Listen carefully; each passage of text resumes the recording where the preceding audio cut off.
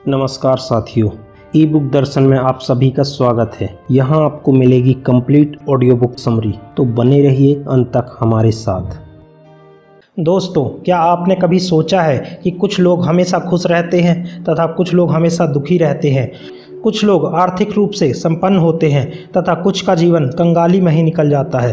कुछ लोगों का आत्मविश्वास एक अलग ही लेवल पर रहता है, वे हमेशा मोटिवेटेड फील करते हैं तथा कुछ लोग हमेशा डरे हुए या किसी चिंता में रहते हैं। आपको पता है इन सब का कारण क्या है? इन सब का कारण है हम खुद, यानी हमारे दिमाग में जो सोच पल रही है उसका नतीजा है, और हम इसे बदल भी सकते हैं। इस संसार में हम जो कुछ भी देखते हैं वह एक आउटर वर्ल्ड है तथा जो हमारे अंदर होता है वह हमारा इनर वर्ल्ड है। यदि हमें आउटर वर्ल्ड में नतीजों में परिवर्तन करना है तो हमें अपने इनर वर्ल्ड में पॉजिटिव थॉट्स और सोच को बदलने की आवश्यकता है। दोस्तों, आज हम बात करने वाले हैं the power of subconscious mind book की, जिसके लेखक है डॉक्टर जोसेफ मर्फी। इस किताब में बताया गया है कि हम किस तरह अपनी माइंड की शक्ति से अपना सपना पूरा कर सकते हैं। हम जिस प्रकार का जीवन चाहते हैं हम वह सब पा सकते हैं। इसमें जोसेफ मर्फी की कहानी है, जो कि लगभग 40 साल पहले एक कैंसर की बीमारी से पीड़ित थे, लेकिन उन्होंने अपने सबकॉन्शियस माइंड की मदद से पूरी तरह ठीक हो गए। इस किताब में बहुत सी ऐसी तकनीकें बताई गई हैं जिससे हम अपने सबकॉन्शियस माइंड के दम पर कुछ भी पा सकते हैं। यह सब हमारे दिमाग पर निर्भर करता है। चैप्टर 1, आपके अंदर का खजाना। हमारे अंदर ही एक सोने का खजाना है। आप नहीं समझे ना? चलिए बताते हैं। हमें कुछ भी बाहर खोजने की ज़रूरत नहीं है। हमें जो कुछ भी चाहिए वह सब हमारे अंदर है। कुदरत ने हम सबको एक अल्टीमेट पावर दिया है, जो कि है सबकॉन्शियस माइंड, और यही हमारा सबसे बड़ा खजाना है। सभी सक्सेसफुल पर्सन और बिजनेसमैन और तमाम लोग अपनी परेशानियों से निपटने के लिए और सफलता हासिल करने के लिए इसी खजाने का उपयोग करते हैं। हमारा दिमाग एक खेत की तरह है, इसमें हम जो कुछ भी डालेंगे वही पाएंगे। इसलिए आप जो कुछ भी सोचते हो आपको वापस वही मिलेगा। इसीलिए ज़्यादातर महान लोग यह जान जाते हैं कि उनका इनर वर्ल्ड ही पावरफुल है। वह अपने अंदर की दुनिया में बिलीव करते हैं। वह जानते हैं कि बाहरी दुनिया हमारी अंदर की दुनिया का रिजल्ट है।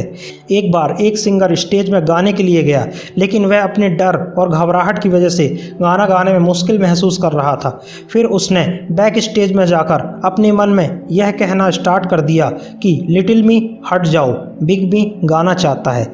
लिटिल मी मतलब कॉन्शियस माइंड और बिग मी मतलब सबकॉन्शियस माइंड, क्योंकि डर और घबराहट उसके सबकॉन्शियस माइंड में आई थी, जिसकी वजह से वह गाना गाने में असहज महसूस करता था। हमारा कॉन्शियस माइंड एक जहाज़ के कैप्टन जैसा है और सबकॉन्शियस माइंड उस कैप्टन के इंस्ट्रक्शन को फॉलो करने वाला जहाज़ का कैप्टन ही डिसाइड करता है कि जहाज़ को कहाँ ले जाना है। इसीलिए कभी भी हमें नेगेटिव स्टेटमेंट नहीं बोलना चाहिए, क्योंकि सबकॉन्शियस माइंड इसे सच मानकर एक्सेप्ट कर लेता है। इसीलिए सबकॉन्शियस माइंड एक खजाने की तरह है। हम जो कुछ भी चाहते हैं हम इससे बोल सकते हैं और यह हमें वह दिला देगा। चैप्टर 2, आपका मस्तिष्क कैसे काम करता है। जो कुछ भी कॉन्शियस माइंड सोचता है सबकॉन्शियस माइंड उसे एक्सेप्ट कर लेता है और वही सामने आ जाता है। हमारा मस्तिष्क एक ही है, लेकिन इसके दो भाग हैं। पहला कॉन्शियस माइंड, दूसरा सबकॉन्शियस माइंड। कॉन्शियस माइंड हमारा लॉजिकल माइंड होता है, जिससे हम ऑब्जेक्टिव माइंड भी कहते हैं। इसमें हमारे रोज़मर्रा की सोच, एक्शन, डिसीजन, पसंद तथा लॉजिकल थिंकिंग, इस तरह के एक्शन कॉन्शियस माइंड लेता है। जबकि सबकॉन्शियस माइंड हमारा ऑब्जेक्टिव माइंड है। यह हमारे इमोशन, थॉट्स, फीलिंग, हैबिट और बिलीव्स को कंट्रोल करता है। इसके अलावा यह हमारे शरीर के सभी ऑर्गन्स और अनकॉन्शियस एक्टिविटी को कंट्रोल करता है, जैसे कि दिल धड़कना, सांसों का चलना, पाचन क्रिया होना, नाखूनों को बढ़ना, बालों को बढ़ना तथा शरीर की सभी क्रियाएं सबकॉन्शियस माइंड ही कंट्रोल करता है। और कॉन्शियस माइंड हमारे दिमाग का 10% और सबकॉन्शियस माइंड हमारे दिमाग का 90% यूज करता है। इसीलिए सक्सेसफुल पर्सन अपने सबकॉन्शियस माइंड में ज़्यादा बिलीव करते हैं, क्योंकि जब आप अपने सबकॉन्शियस माइंड की मदद लेते हो तब आप अपने दिमाग की कैपेसिटी का 90% यूज करते हो। कॉन्शियस माइंड एक वॉचमैन की तरह है, जिसका काम है कि विचारों को जांचना, फिर उसके बाद सबकॉन्शियस माइंड में अंदर जाने देना। कॉन्शियस माइंड ही डिसाइड करता है कि किन विचारों को अंदर जाना है और किन्हें नहीं। हमारे आसपास बहुत सी चीज़ें होती है, यह हमें डिसाइड करना होता है कि हमें क्या ग्रहण करना है और क्या नहीं। कई बार आसपास बहुत से नेगेटिव थॉट्स या बातें होती है। लोग कहते हैं कि तुमसे ना हो पाएगा, यह तुम्हारी बस का नहीं, तुम इसके काबिल ही नहीं। तब हमें अलर्ट हो जाना चाहिए कि इन बातों को इग्नोर करना है। किसी की भी राय तब तक सच नहीं होती जब तक आप उसे मान नहीं लेते। हमारे पास चुनने की शक्ति है और हमें चुनना चाहिए ज़िंदगी को, प्यार को, पैसे को, सक्सेस को, ना कि डर और अंधविश्वास और नेगेटिविटी को। चैप्टर 3, आपके मन की चमत्कारिक शक्तियाँ। हमारा सबकॉन्शियस माइंड बहुत ही पावरफुल है। आप सोच सकते हैं कि यह हमारे शरीर के सभी ऑर्गन्स को कंट्रोल करता है। चाहे आप सो रहे हों या जाग रहे हों, यह 24 घंटे काम करता है। इसलिए आप यह ट्राई कर सकते हैं कि सोने से पहले अपने दिमाग को कुछ सवाल दे दें और कह दें कि इसका मुझे आंसर चाहिए, और आप देखेंगे कि सुबह तक या किसी भी समय अचानक आपको उस सवाल का जवाब ज़रूर मिल जाएगा।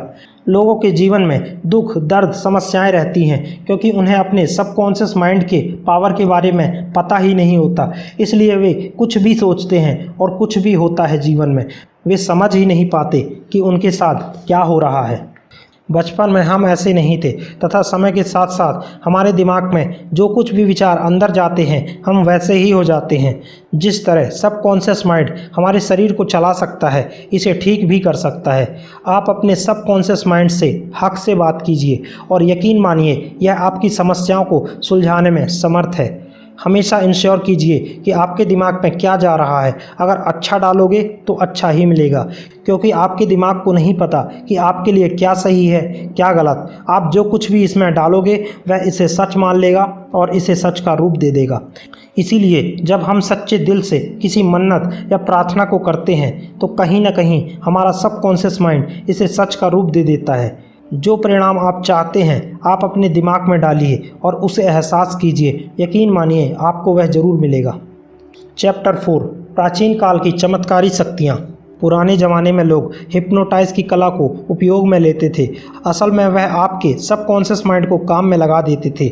बाहरी दुनिया में किसी भी रियलिटी को बनाने के लिए उसे पहले दिमाग में उतारना पड़ता है। जिस तरह आपके बॉडी पार्ट्स रियल हैं, ठीक उसी प्रकार आपके दिमाग में आने वाले थॉट्स भी सच हैं, बस उन्हें हम छू नहीं सकते, वह लोगों को दिखाई नहीं देते।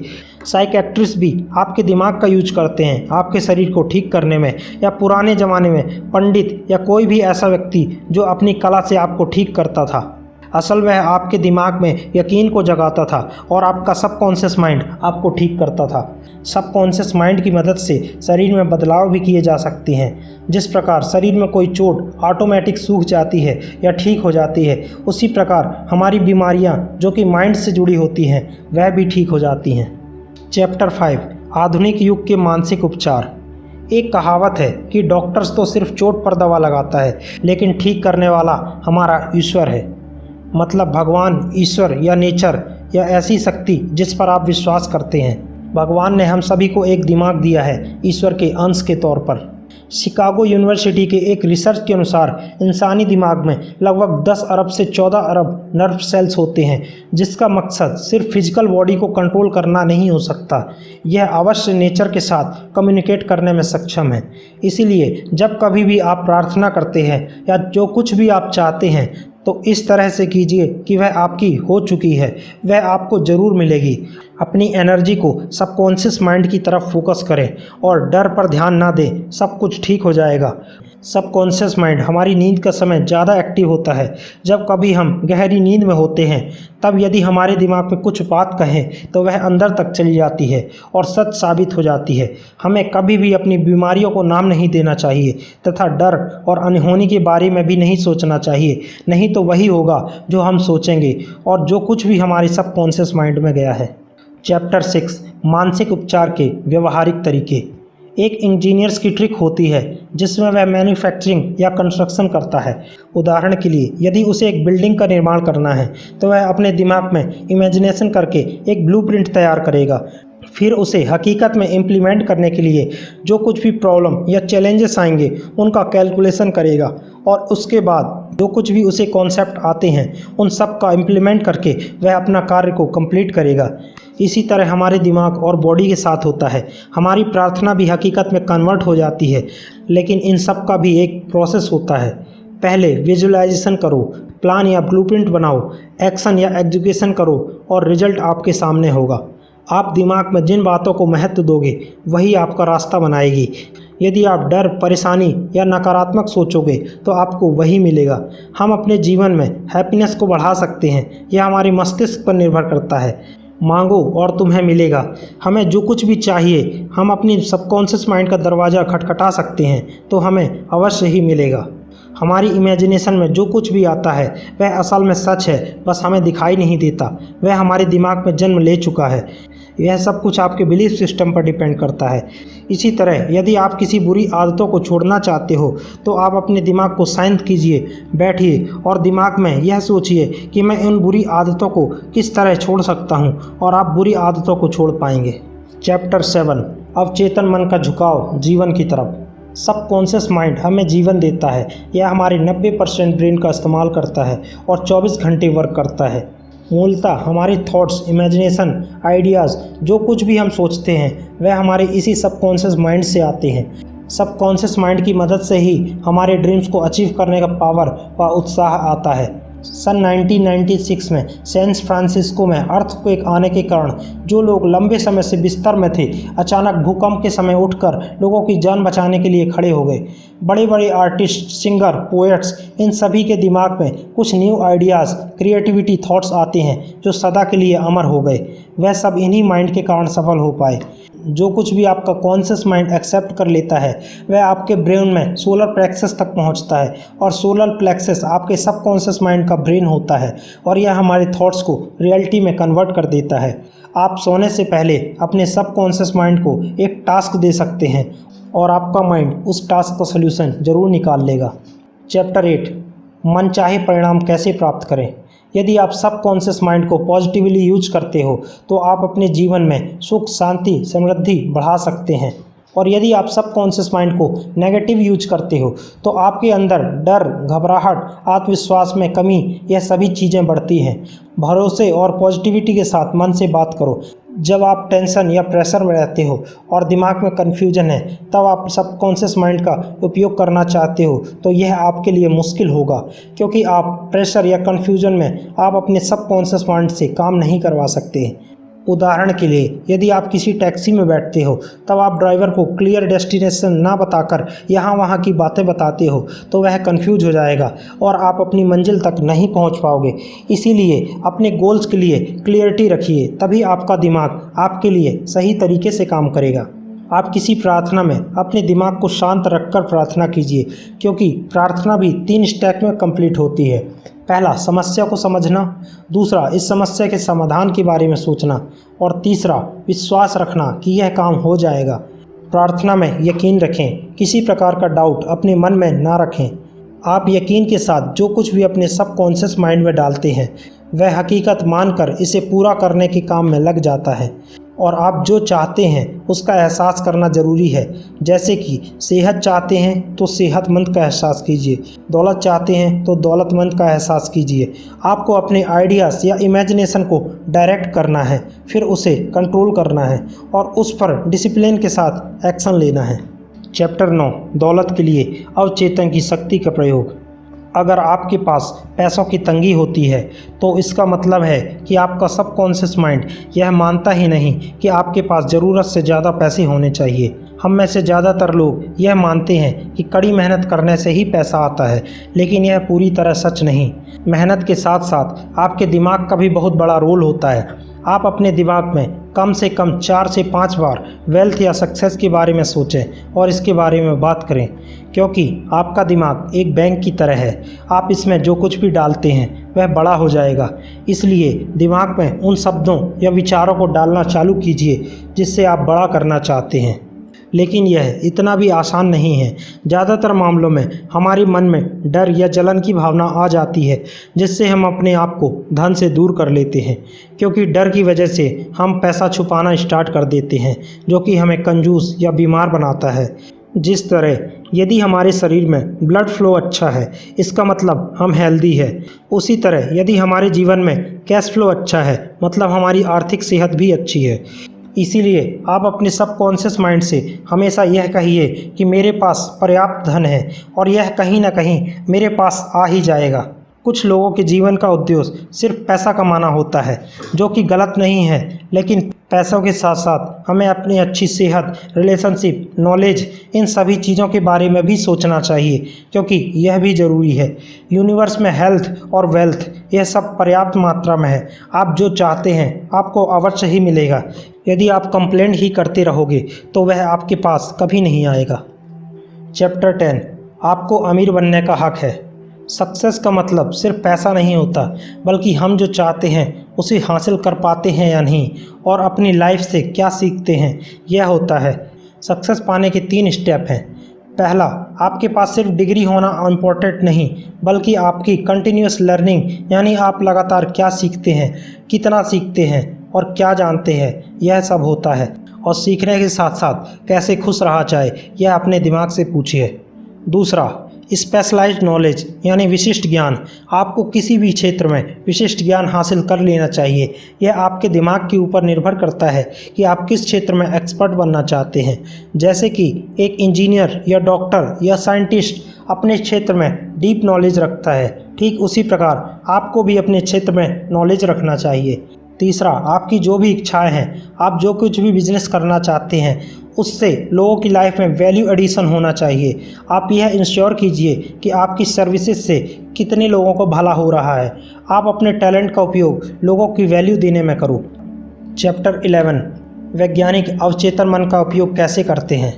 करीब 40 साल पहले कनाडा के मशहूर फिजिशियन डॉक्टर एक बार डायबिटीज़ का इलाज ढूंढ रहे थे। एक दिन थकान की वजह से वह यह सोचते सोचते सो गए। तब उनके दिमाग में नींद में एक सजेशन दिया कि डॉग के पैंक्रियाटिक डक्ट्स में से रेसिड्यूज़ को निकालिए, और जिसके बाद इंसुलिन का आविष्कार हुआ। इसी तरह आप भी अपने सबकॉन्शियस माइंड से उस क्वेश्चन का आंसर ढूंढने के लिए कह सकते हैं सोने से पहले। यकीन मानिए, अगले दिन या कुछ समय बाद आपको आपका आंसर ज़रूर मिल जाएगा। आपके दिमाग में दुनिया की हर समस्या का सॉल्यूशन मौजूद है, बस आपको उसे ढूंढने की आवश्यकता है। जब कभी आपको कोई बड़ा डिसीजन लेना हो और आपको समझ नहीं आ रहा कि आपको क्या करना है, तब आप अपने आप को शांत कीजिए और समस्या के सॉल्यूशन पर फोकस कीजिए, और यह इमेजिन या कल्पना कीजिए कि आप सॉल्यूशन पाने के बाद आराम कर रहे हैं। इस एहसास का मज़ा लीजिए और सो जाइए। ट्रस्ट मी, अगले दिन जल्द ही आपको उस समस्या का सॉल्यूशन मिल जाएगा। एक बार जोसेफ मर्फी की हाथ की रिंग मिसिंग थी। वह बहुत परेशान थे उसे ढूंढने के लिए। तब उन्होंने अपने माइंड से कहा कि तुम तो सब जानते हो, तुम बताओ मेरी रिंग कहाँ है। तब उनके सबकॉन्शियस माइंड ने एक सजेशन दिया कि रॉबर्ट से पूछो। रॉबर्ट उनका 9 साल का बेटा था। फिर उससे पूछने पर बेटे का जवाब था कि उन्हें बाहर खेलते हुए एक रिंग मिली थी, जिससे वह संभाल कर अपने कमरे में रख दिया है। आपको अपने सबकॉन्शियस माइंड से अटैच होना है, और सबकॉन्शियस माइंड आपको आंसर दे देगा किसी फीलिंग, अनुभव या इंट्यूशन के रूप में। चैप्टर 12, आपके अवचेतन और नींद के चमत्कार। दिन में हमारे पास 24 घंटे होते हैं, जिसमें 8 घंटे सोने के लिए होते हैं। मोस्ट ऑफ द आंसर हमारी नींद के समय में ही मिल जाते हैं। हमारा सबकॉन्शियस माइंड 24 घंटे काम करता है, क्योंकि जब हम सो रहे होते हैं तब भी हमारा सबकॉन्शियस माइंड काम कर रहा होता है। National association for mental health के डॉक्टर जॉर्ज स्टीवेंसन का कहना है कि प्रत्येक व्यक्ति को दिन में कम से कम 6 घंटे की नींद आवश्यक है। नींद न सिर्फ हमारी फिजिकल बॉडी के लिए, बल्कि यह हमारी मेंटल हेल्थ के लिए भी ज़रूरी है। नींद की कमी से खुद पर काबू भी नहीं रह पाता। एक बार जोसेफ मर्फी के सपने में उनका दोस्त आया और उन्हें न्यूज़पेपर की हेडलाइंस के बारे में बताया, जिसमें लिखा हुआ था कि बहुत बुरा होने वाला है। फिर क्या, 3 साल बाद वर्ल्ड वॉर शुरू हो गया। उसे सबकॉन्शियस माइंड यूनिवर्स से कनेक्टेड है। वह किसी इंसिडेंट या घटना से होने से पहले ही उसे पता चल जाता है। रॉबर्ट लुइस स्टीवेंसन, जो कि एक बेस्ट सेलर रह चुके हैं, वे बताते हैं जब भी वह सोने जाते थे, वह सोने से पहले अपने दिमाग में यह बोल देते थे कि कुछ भी नई स्टोरी या नई आइडियाज़ बताएं, और उनके सबकॉन्शियस माइंड की आइडिया की वजह से वह बहुत सारी बुक लिख पाए। वह बेस्ट बुक सेलर भी रह चुके हैं, जिसकी वजह से उन्होंने बाद में बहुत पैसा कमाया। यदि आप भी सुबह उठना चाहते हैं तो अपने माइंड में पहले ही बोल दें कि मुझे इतने बजे उठना है। आपका सबकॉन्शियस माइंड आपको ठीक उसी समय उठा देगा। चैप्टर 13, आपके अवचेतन और वैवाहिक समस्याएं। सबकॉन्शियस माइंड को ना समझना परेशानी का कारण हो सकता है। शादी दिल से जुड़ा एक बंधन होता है जिसमें दोनों पार्टनर की सहमति होती है, एक दूसरे को समझते हैं, वह शादी सफल होती है। लेकिन ऐसे बहुत से रिश्ते होते हैं जिनमें शादी सफल नहीं हो पाती, जिनमें तलाक या डिवोर्स हो जाते हैं।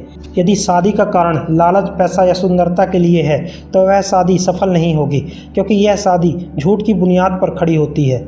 जब सबकॉन्शियस माइंड की मदद से हमें पैसा, सेहत, फाइनेंशियल सिक्योरिटी और सब कुछ हासिल हो सकता है, तो फिर क्यों हम किसी लालच या झूठ की बुनियाद पर शादी करते हैं। सबकॉन्शियस माइंड की मदद से आप अपना लाइफ पार्टनर भी चुन सकते हैं। यदि आपको एक लाइफ पार्टनर चाहिए तो इसे भी आप अपने सबकॉन्शियस माइंड से रात को सोने से पहले कह सकते हैं, जैसे कि मुझे एक पार्टनर चाहिए जिसकी सोच अच्छी हो, जो कि सिंपल हो और मुझे समझने वाला हो, खुश रहने वाला हो। आप जो कुछ भी चाहते हैं उस प्रकार का पार्टनर की इच्छा आप अपने मन में सबकॉन्शियस माइंड से कह सकते हैं। क्योंकि शादी के बाद डिवोर्स अच्छा है या नहीं, यह हम नहीं कह सकते। यह डिपेंड करता है कि कंडीशन क्या है। यदि आप कंफ्यूज है कि डिवोर्स आपके लिए सही है या नहीं, तो आप अपने सबकॉन्शियस माइंड से पूछ सकते हैं। आप अपने पार्टनर्स की कमियों को किसी अन्य लोगों से ना बताएं। आप चाहें तो एक शिक्षित काउंसलर की सहायता ले सकते हैं। हमेशा आप अपने लाइफ पार्टनर को अटेंशन दें, उन्हें समय दें, उन्हें समझें और एक दूसरे की कमियों को अपनाकर सुख शांति से रहें। सफल शादीशुदा जिंदगी के लिए एक स्टेप है, रात को सोने से पहले सारी लड़ाइयों को भूल जाएं और पार्टनर को माफ़ करके सोएं। सुबह के वक्त भगवान को धन्यवाद बोलें और अपने पार्टनर को थैंक्स फॉर एवरीथिंग। सभी शादीशुदा पार्टनर्स को भगवान से प्रार्थना करनी चाहिए और अपने पार्टनर्स के प्रति लव और अच्छा भाव रखना चाहिए। यह आपके शब्दों में नहीं बल्कि आपके एक्शन में दिखना चाहिए। चैप्टर 14, आपका अवचेतन मन, आपकी खुशी। आपको बहुत खुशी हुई होगी जब आपने ग्रेजुएशन कंप्लीट किया होगा, नौकरी मिली होगी, आपकी इंगेजमेंट हुई होगी, जब आपकी शादी हुई होगी। लेकिन यह खुशियाँ तो टेम्परेरी है, परमानेंट नहीं। परमानेंट खुशी तो आपको तब मिलती है जब आप अपने सबकॉन्शियस माइंड से अटैच होते हैं, ईश्वर पर विश्वास रखते हैं, तभी आपको असली खुशी होती है। आपको हमेशा खुश रहना चाहिए और खुश रहने को आपकी आदत बना लेनी चाहिए। कुछ लोगों की आदत होती है वह हमेशा दुखी रहते हैं। ऐसे में जब कभी वे खुश होते हैं तो वह सोचते हैं कि मैं खुश क्यों हूँ। फिर यही सोचकर वे दुखी हो जाते हैं, क्योंकि दुखी रहना ही उन्हें कंफर्टेबल महसूस करवाता है। उन्हें लगता है कि दुखी होने पर उन्हें ज़्यादा अटेंशन मिलती है, इसलिए कभी कभी ये लोग अटेंशन पाने के लिए भी दुखी रहते हैं और यह उनकी आदत बन जाती है। यदि आपको डर, परेशानी, चिंता सताती रहती है तो आपको अपने पैटर्न को चेंज करने की आवश्यकता है, जो कि प्रैक्टिस से ही आएगा। आपको यह समझना चाहिए कि खुशियाँ आपके अंदर है, ना कि बाहर। जैसे कि आप पैसों से खुशियाँ तो नहीं खरीद सकते, क्योंकि ऐसे बहुत से लोग हैं जिनके पास बहुत पैसा होता है लेकिन फिर भी वह दुखी हैं। चैप्टर 15, आपका अवचेतन मन और सामंजस्यपूर्ण संबंध। जैसा कि आप चाहते हैं वैसा ही व्यवहार दूसरों के लिए करें, क्योंकि आप जो दूसरों को दोगे वही लौटकर आपके पास आएगा। उदाहरण के लिए, यदि आप किसी व्यक्ति के सामने अच्छाई या पीठ पीछे बुराई करते हैं तो इसकी संभावना अधिक है कि वह भी आपके साथ ऐसा ही करेगा, क्योंकि दूसरा इंसान क्या कर रहा है, क्या कह रहा है, इससे आपको फ़र्क नहीं पड़ना चाहिए। क्योंकि यदि आप उस पर रिएक्ट करेंगे तो आपको गुस्सा आएगा और आप अपना ही नुकसान कर बैठोगे। यदि आप चाहें तो आप अपने गुस्से को कंट्रोल कर सकते हैं, क्योंकि गुस्सा आने के 3 स्टेप होते हैं। नंबर 1, आप दूसरों की बातों या उनके एक्शन के बारे में सोचने लगते हो। नंबर 2, अब आप डिसाइड करते हो कि आपको गुस्सा करना है। नंबर 3, अब आप उनकी बातों का रिएक्शन देते हो या गुस्सा करते हो। हमें इमोशनल मैच्योर होने की आवश्यकता है। हमें दूसरे के एक्शन का रिएक्शन करना बंद करना होगा, नेगेटिविटी को अवॉइड करना होगा, क्योंकि जब आप नेगेटिव चीज़ों का रिएक्शन देते हो तब आप सामने वाले के निचले स्तर तक पहुंच जाते हो। किसी दूसरे व्यक्ति को यह पावर ना दें कि वह आपको आपके लेवल से खींचकर अपने लेवल पर ले आए। कुछ लोग मेंटल रूप से बीमार होते हैं, जो कि अपने माइंड से गेम खेलते हैं, आपको कंट्रोल करने की कोशिश करते हैं। वह यह सोचते हैं कि मैं दुखी हूँ लेकिन यह इतना खुश कैसे हैं। एक बार जोसेफ मर्फी से मिलने एक लड़की आई तथा वह दूसरी औरत को देखकर बहुत जलन में थी कि वह इतना खुश क्यों है। लेकिन जब बाद में उसने देखा कि उसकी एक बेटी है जो कि चल नहीं सकती, इसके बाद उस लड़की की इमोशन बदल गए और उसमें जलन की भावना के बदले सहानुभूति आ गई। इससे सीख यह मिलती है कि यदि आपके सोचने का नज़रिया बदल जाता है तो आपके इमोशन भी बदल जाते हैं। इसीलिए जब आप दूसरों की खुशियों से खुश रहते हो तो आप अपना भी गुड फ्यूचर बढ़ा लेते हो। चैप्टर 16 क्षमा के लिए अवचेतन मन का उपयोग। किसी बात को लेकर मनमुटाव, ऊपर वाले से नाराज़गी, लोगों से नाराज़गी, यह सब अच्छा नहीं है। नाराज़गी आपको कभी भी आगे बढ़ने नहीं देती, इसलिए आपको लोगों को माफ़ कर देना चाहिए। एक बार एक आदमी अपने भाई का खून कर देता है क्योंकि उसका अफेयर उसकी बीवी के साथ चल रहा था, लेकिन 15 साल बाद जेल से आने के बाद वह बदल गया था और वह अपने आप को माफ़ नहीं कर पा रहा था। तब उसकी मुलाकात जोसेफ मर्फी से हुई। फिर जोसेफ ने समझाया कि खुद को माफ़ करो और आगे बढ़ो। तुम्हें सुख शांति के लिए अपने आप को माफ़ करना होगा। माफ़ करने के लिए ज़रूरी है माफ़ करने की इच्छा होना। यदि आप किसी को माफ़ करते हो तो आप जंग जीत जाते हो। सिर्फ बड़प्पन के लिए माफ़ नहीं करना, बल्कि यह आपको अपनी भलाई के लिए भी करना है, क्योंकि इससे आपका ही भला है। आप सोते वक्त यह कह सकते हैं कि मैं सबको माफ़ करता हूँ, मैं सबको आज़ाद करता हूँ, वह भी खुश रहे और मैं भी। यदि आपको पता लगाना है कि आपने किसी को माफ़ कर दिया है या नहीं, यदि आपके सामने उस व्यक्ति की चर्चा होती है तो आपको कोई फ़र्क नहीं पड़ता, तो यदि ऐसा है तो इसका मतलब आपने उसे माफ़ कर दिया है। चैप्टर 17 डर दूर करने के लिए अवचेतन मन का उपयोग। डर हमारा सबसे बड़ा शत्रु है। इसे बचने के लिए एक सॉल्यूशन है कि आप जिस चीज़ से डरते हैं आपको वही करना चाहिए। यकीन मानिए कुछ समय बाद वह डर चला जाएगा। आप यह निश्चित कर लें कि आपको डर से जीतना है, क्योंकि आप निश्चित कर लेते हैं तो आपका सबकॉन्शियस माइंड यह मान लेता है और डर खत्म हो जाता है।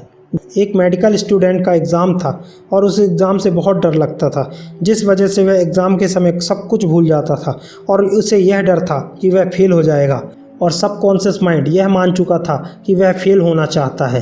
फिर उसने यह इमेजिन करना चालू किया कि उसकी माँ उसे कंग्रेचुलेसन बोल रही है और बाद में ऐसा ही हुआ, वह एग्ज़ाम पास कर गया। यदि आपको किसी चीज़ से डर लगता है, जैसे कि बाइक चलाने से डर, पब्लिक स्पीकिंग से डर, अपने विचार व्यक्त करने से डर, तो आप वही कीजिए जिससे आपका डर दूर हो जाएगा। कुछ डर हमारे लिए सही होते हैं क्योंकि कुदरत ने हमारे शरीर में इनबिल्ट फीचर दिया है डर का, जो कि हमारी शरीर की सेफ्टी के लिए भी आवश्यकता है, जिसमें ऊंचाई से गिरने का डर, आग से डर, रोड से डर, अनसेफ ड्राइविंग से डर। इस प्रकार के डर हमारे लिए ज़रूरी भी हैं। यदि ऐसा नहीं होगा तो हमारे साथ कभी भी कुछ भी घटना हो सकती है। लेकिन कुछ डर हमारे नहीं हैं, कुछ तो मन के अंदर ही होते हैं, वास्तविकता में नहीं, या कुछ हमारे इमोशन, फीलिंग दुनिया की वजह से आते हैं। क्योंकि यदि हम अपने दिमाग में अनावश्यक डर लेते हैं तो हम मुसीबत को स्वयं न्योता देते हैं, जैसा कि किसी बीमारी का, अनहोनी का या गलत होने का डर। ऐसे में आप अनावश्यक डर मत पालिए। चैप्टर 18 मन से हमेशा जवान कैसे रहें। कुदरत ने हमें कुछ क्वालिटी दी है जिसमें patience, kindness, love, happiness, desire, यह सब क्वालिटी कभी भी बूढ़ी नहीं होती। उम्र सिर्फ एक नंबर नहीं है, इसे सिर्फ नंबर से परिभाषित नहीं किया जा सकता, बल्कि हम अपने जीवन को कितना समझ पाए हैं तथा क्या क्या सीखा है जीवन में, हमारा व्यवहार कैसा है, यह सब मैटर करता है। आपके बुढ़ापे के 65 से 95 के बीच का समय भी आपकी यंग जनरेशन के समय से बेहतर हो सकता है। आप अपने मस्तिष्क को तो नहीं दे सकते, लेकिन आपको पता है कि वह है। ठीक उसी प्रकार आपका रिश्ता आपके सबकॉन्शियस माइंड के साथ कभी बूढ़ा नहीं होता। आप अपने आप को अंदर से जितनी उम्र का मानते हैं, आपकी उम्र उतनी ही होती है, और आप अपने आप को अंदर से जितना सुंदर मानोगे, आप उतने ही सुंदर रहोगे। हम कभी भी बेहतर हो सकते हैं। बुढ़ापा भी जवानी से बेहतर हो सकता है, क्योंकि हम बूढ़े तब होते हैं जब सपने देखना छोड़ देते हैं, और बुढ़ापे में हमारे पास स्पिरिचुअल थॉट्स, एक्सपीरियंस, विजडम है, जो कि आपकी पावर है। क्योंकि यह वह पावर है जो बाहरी रूप से तो नहीं दिखती, लेकिन यह एक इंटरनल पावर है। यह एक सुंदर व्यक्तित्व की पहचान है, क्योंकि सुंदरता का मतलब सिर्फ बाहरी आकर्षण नहीं होता। इसीलिए बूढ़े होने का डर मत पालिए, क्योंकि जिस चीज़ का डर पालोगे हम वही क्रिएट करेंगे। यदि आपकी उम्र बढ़ रही है, आप रिटायर हो गए हैं, तो बुक्स रीड करना स्टार्ट कीजिए, इससे आपकी नॉलेज बढ़ेगी। धन्यवाद। ebookeddarshan.com